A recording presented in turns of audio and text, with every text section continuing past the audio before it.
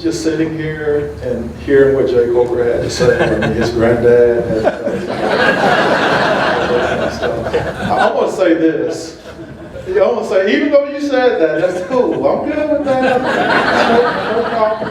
But I echo what Alan Gray had to say, because I sat in the back of three guys in terms of camaraderie over the years that we built with each other. Alan Gray, Scott Hunter, and Stephen Shee, they all had a part in my success as a quarterback there at Alabama. And it was because of the camaraderie of the quarterback thing.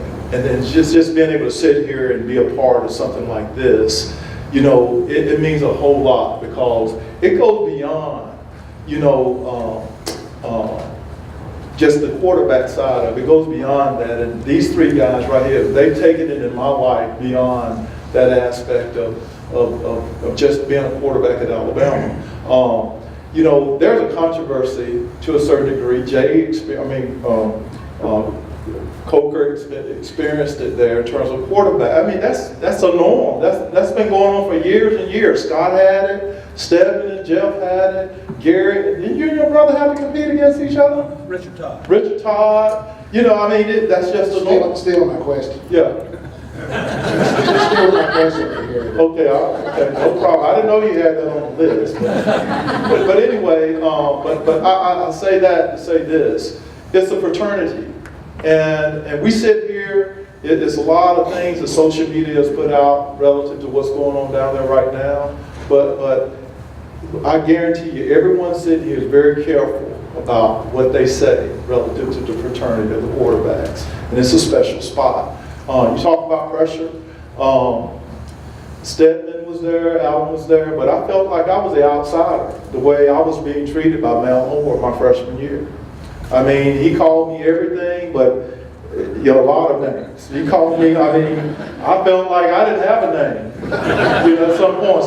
Pressure every day. It was like, I didn't even want to go to practice. Stedman I remember we had a game, Stephen would come up to pray with me and make sure I was all right, and I'm like, but it's like when it was game time to play, it was like, phew, I'm glad he's over there on the bench because he's not there. But what I found out was this. I came in a unique time.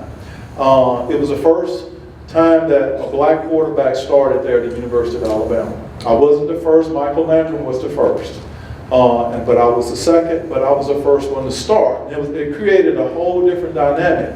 And it's interesting sitting here listening to Alan talk about what went on, because you get another perspective that you never heard about before. But Mal Moore and Coach Bryant knew what I was up against in terms of not just playing on the field, but what was going on around. So what they did together, and I found this out after Coach Bryant died, is they concocted a plan where they were just going to just put all kind of pressure, call me names, pull me by the face mask in front of people and stuff, and I'm like, why didn't I doing that to Allen? Why didn't I doing that to Ken Cole? And I could have taken it as being a black thing, but I'm like, man, this is just par for the course. And I would just smile, and Coach Moore, I'm like, Coach Moore, bring it on, just bring everything you got. But when I go home at night, get in my bed at 12 a.m., I'll be crying and praying, Lord, I don't want any more of this. But that was a pressure-packed moment for me. But what I found out when Coach Bryant passed away is this was a design thing by he and Coach Bryant. And Mal Moore, he took us all to dinner one night. Alan was there, Stephen, I don't think, Stephen may not have been, but he pulled me to the side and he said, Walter, he said, you remember how I used to treat you when you were a freshman? Wouldn't treat anybody else that way. I said, well, yeah, I do remember. I said, enlighten me here, But he told me, he said, Walter, we had to find out if you were going to fold under us. Because being the first black quarterback here at the University of Alabama, if you didn't fold under us, we knew you were not going to fold in front of 85,000. And let me tell you something. I am so glad I had to go through that, because that action, those things prepared me for life, the trials in life that were talked about a whole lot, there. So, that got me ready to deal with the pressure. And then I could take it all on. It didn't matter what the game was. It didn't matter where we were. You know, I mean, it didn't matter. And there's a story, and I told Stedman, if I was asked that story, I was going to share it, but it was a situation with Coach Bryant's last game. I mean, there was pressure there, and the build-up to that game, that's the first game I've ever played in where the climax of the game was like this the whole time. In most games, it's up and down. But that game, it just kept building and building. It's like, there's no way we're going to let Coach Bryant go out a loser. And Jeremiah Castile, I can't remember, I think it was Sasser that mentioned something about Jeremiah, played an outstanding game. We were playing against Tony Eason up in the Liberty Bowl. And that game, it was the third quarter, I believe. I can't remember what the score was, but Coach Bryant called a timeout. I come to the sideline, and he wanted to substitute 2 players. And man, I did not like it at all. And I got in Coach Bryant's face and just let him have it. And Stedman can witness this, because Stedman was behind. Don't go there, Wall. He said, no. And I'm letting Coach Bryant just tell him, hey, I don't want these guys in here because I don't trust them. You know, I wanted my roommate and I wanted Paul Carew, Joe Carter and Paul Carew. And I was in Coach Bryant's face just giving it to him. And then Coach Bryant, he grabbed me in the chest, just like this. And he said, I'm the leader of this team, not you. If you hadn't been doing what you're supposed to be doing that last series, we wouldn't be in this situation. So, in the midst of all that, you know, back then they had TV timeouts. They had a guy standing in the corner of the end zone. We were like a minute into the TV timeout. It's a 4-minute timeout.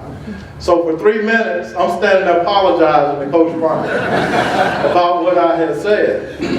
And then we called the play that I had screwed up on that series before. I threw it right back to the same defensive back, and I said, ain't nowhere in the world I'm coming off on the sideline with Coach Bryant. I came off on the 30 and just walked up behind everybody, whatever. But the unique thing about that, in terms of that experience with Bear Bryant, is 2 days before he passed away, I went by his office. And Coach Bryant had a couch that everybody who went to his office experienced the couch. I think he pulled all the springs out. So when you sat down, you went down to the floor and you're looking up at it.